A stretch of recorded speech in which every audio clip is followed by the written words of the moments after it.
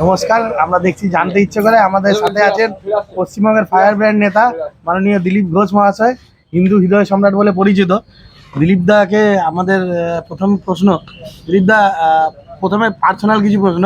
যে প্রথমে স্কুলে সকলেরই একটা ছোট নাম থাকে, সেই নামটা যদি দিলীপ দা বন্ধু বান্ধবরা যে নামে ডাকতো, সেরকম কোনো কি নাম ছিল? ছিল না, স্কুলে এই নামই ছিল। বাড়ির নিকনেম যেমন থাকে অনেকে, যত কম ছেলেপুলে হয় তত বেশি নাম দেওয়া হয়। বেশি ছেলেপুলে হলে একটা নাম কোনো মতে দিয়ে দেয়, ভজা পচা দিয়ে দেয়। আর একটা ছেলে আজকাল যেমন একটা ঠাকুমা একটা নাম ডাকে, বাবা একটা, মা একটা, পাড়ার লোক একটা ডাকে। বাড়িতে একটা নিকনেম ছিল, বাকি সবাই দিলীপ ঘোষ বলে। সেই নামটা কি বলা যাবে দিলীপ দা? না, সবাইকে বলার দরকার নেই, বাড়িতেই বলি ওটা। আচ্ছা, আর মাই বলে এখন, আর কেউ বলে না।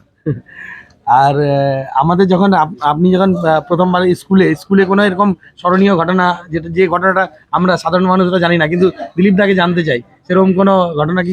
স্মরণীয় ঘটনা, গ্রামের স্কুলে পড়াশোনা করতাম আমরা। স্কুলকে ফাঁকি দিয়ে জঙ্গলে চলে যেতাম ফল খেতে, কেন্দ পাকা, চার ফল এইসব হয় আমাদের ওখানে। তো গিয়ে ঘুরে টুরে খেয়ে দিয়ে নিয়ে চলে এলাম, এরকমই চলতো।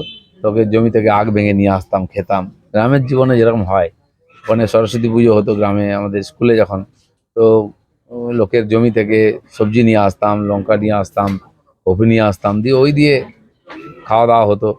এভাবে গ্রামে কেটেছে। নদীতে সাঁতার কাটা, গাছে ওঠা, জঙ্গলে গিয়ে আর এই ধরনের ফল টল নিয়ে আসা, এখানকার জীবন ওরকমই ছিল।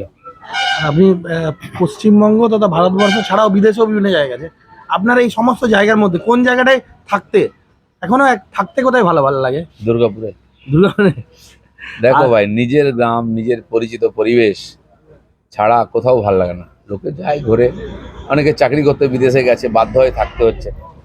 আমাদের বাড়ির যারা বয়স্ক আছেন, অনেকে নিয়ে তাদেরকে বাইরে গিয়ে রাখে। 1 মাস থাকার পর যে বাবা থাকবো না, বাড়ি যাব। আমার ব্যক্তিগত ইচ্ছাও তাই, আমি আফ্রিকা, ইউরোপ, আমেরিকা, এশিয়ার দেশেও গেছি। ব্যাস যাওয়ার জন্য, দুদিন ঘোরার জন্য ঠিক আছে, কিন্তু খাওয়া দাওয়া, থাকা, পরিবেশ, বন্ধুবান্ধব, আত্মীয় স্বজন যেখানে আছে, সেটাই সবচেয়ে ভালো জায়গা, সেখানেই শান্তি পাওয়া যায়। তো সেই জন্য আমি অনেক জায়গায় ঘুরেছি, গোটা পশ্চিমবাংলায় ঘুরি এখনও, কিন্তু সেখানে গেলেও বাড়িতে যেই খাওয়া দাওয়া করি, লোকেদের সঙ্গে মেলামেশা করি, এর মধ্যে যে আনন্দ আছে, খুশি আছে, অন্য কোথাও নাই।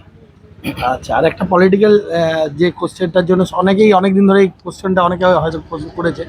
এই দুর্গা পুজোর সময় আমরা দেখলাম পশ্চিমবঙ্গে বিভিন্ন দুর্গা মন্দিরে যে আমাদের অ্যাটেক করা হলো, দুর্গা মন্দিরে মাইক বন্ধ করতে বলা হলো, কিন্তু আমরা দেখলাম কেউ সেই মাইকটা বন্ধ করতে হবে যে বলেছে তার বিরুদ্ধে কেউ কথা বলতে চাইছে না, হয়তো ভয়ে বলতে চাইছে না, কিছুজন বিজেপির কিছু নেতা ছাড়া পশ্চিমবঙ্গের কোনো মানুষই বলতে চাইছে না। এরকম পরিস্থিতি পশ্চিমবঙ্গে কেন হয়েছে? না, এটা ধীরে ধীরে মানুষকে ভয় দেখিয়ে প্রতিবাদের শক্তিটা যাতে হারিয়ে যায়, তার চেষ্টা হচ্ছে। আর এই মাইক বন্ধ করা, মূর্তি ভাঙা, এটা বাংলাদেশে একদিন দেখে এসেছি আমরা। এখন পশ্চিমবাংলায় শুরু হয়েছে, যারা ওখানে ভেঙেছে তারা এখানে এসে ভাঙছে, এখানে অত্যাচার করছে। সেই জন্য আমি যেটা বারবার বলেছি যে পশ্চিমবঙ্গকে পশ্চিম বাংলাদেশ তৈরি করার চক্রান্ত চলছে। তো এটা ওয়েস্ট বেঙ্গলটা এখন এক্সটেন্ডেড বাংলাদেশ হয়ে যাচ্ছে। ওই কালচার, ওই লড়াই, ওই মৌলবাদী শক্তি আর ওই ধরনের রাজনীতি টিএমসির নেতৃত্ব হচ্ছে। তো এটা ধীরে ধীরে বাংলাদেশে রূপান্তরিত হচ্ছে, সেই চক্রান্তটা ব্যবহার ব্যাপকভাবে হচ্ছে। এবারে দুর্গাপূজার সময় এটা বোঝা গেছে যে ধীরে ধীরে বাংলাদেশ হয়ে যাচ্ছে। লাস্ট প্রশ্ন হচ্ছে, 2016-তে আপনি এই কথাটা বলতেন যে ধীরে ধীরে এই পশ্চিমবঙ্গ বাংলাদেশে পরিণত হবে। আজকে অনেকটা প্রাসঙ্গিক মনে হচ্ছে, কারণ দুর্গাপুজো থেকে আমরা দুর্গাপুজোয় আটেক হলো সেটা থেকে বুঝতে পারছি। এর থেকে 10 বছর পরে এটা কি আরো প্রাসঙ্গিক হয়ে দাঁড়াবে? যদি প্রতিবাদ না হয়, বাংলাদেশ যেভাবে হয়ে গেল, অখণ্ড ভারতবর্ষে দেখুন, বাংলাদেশ 45, 46, 47 যেভাবে দাঙ্গা করে ভয় দেখে হিন্দুকে দেশ ভাগ করতে বাধ্য করা হয়েছে, আজ পশ্চিমবাংলাকে কয়েকটা জেলা নিয়ে নেবে বা পুরো পশ্চিমবঙ্গ চলে যাবে। মমতা ব্যানার্জি থেকে হয়তো এটা করে দিয়ে যাবেন, সে শপথ নিয়েছেন উনি। আর আমি এটা যখন আগে বলেছি, বাকিদের বলার সাহস নেই, বোঝে সবাই, আমি সাহস করে বলেছিলাম, তখন মনে ছিল লোকে এখন বলছে হ্যাঁ ঠিক বলেছে দিদি। ঠিক আরজিকর আন্দোলন নিয়ে মাসখানেক পরে যেভাবে ওটাকে ডাইভার্ট করা হলো, মমতাকে বাঁচাবার জন্য কমিউনিস্টরা, কংগ্রেসরা ওটাকে বিপদগামী করলো, মানুষকে বোকা বানিয়ে, ডাক্তারদেরকে সামনে রেখে, সাধারণ মানুষকে রাত জাগিয়ে, যাতে মমতা ব্যানার্জির বিরুদ্ধে আন্দোলন না যায়, বিজেপির হাতে না যায়, সেই চক্রান্ত করেছে। আমি এর সমালোচনা করেছিলাম, অনেকে মানা করেছিলেন, পরে আজকে সবাই এটা স্বীকার করছেন যে আন্দোলনটাকে মাঠা মারা গেল কিছু লোকের চক্রান্তে। তার মধ্যে মমতা ব্যানার্জির সঙ্গে সেটিং করে এটা করা হয়েছে। তো কেউ সাহস করে আগে বলে দেয়, কেউ পরে স্বীকার করে। দিলীপ ঘোষের দম আছে বলে সত্য কথাটা আগে বলে দেয়। দুটো ইস্যু সেই টাইমে চলছিল, একটা বাংলাদেশ আর একটা চলছিল সেই টাইমে আরজিকর।